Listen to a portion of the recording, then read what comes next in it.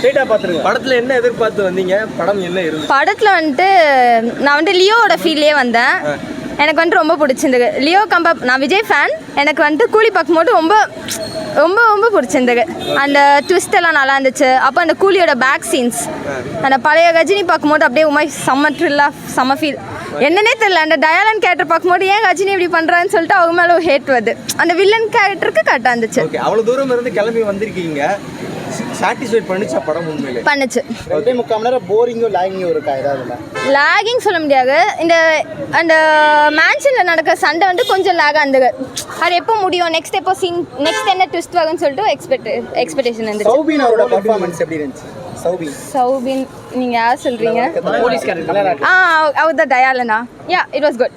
Okay. So Nagarjuna சொல்லவா வேணும், செம்மையாக இருந்தது.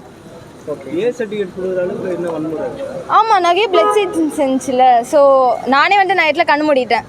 ராவா பார்க்கும்போது கொஞ்சம் பயமாக இருந்தது அந்த பிளட் சீட்ஸ்னால. அதனால அதனுடைய கேரக்டர் வந்து வைக்கணும்னு வச்சிருக்காங்களா, இந்த படத்துக்கு தேவைப்பட்ட ஒன்றா இருந்துச்சு?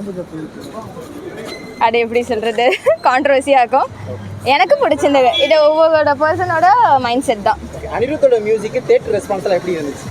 Theatre response is different. நான் சாங் கேட்டுட்டே அந்த கூலியோட சாங்ஸ் நல்லா இருந்தது.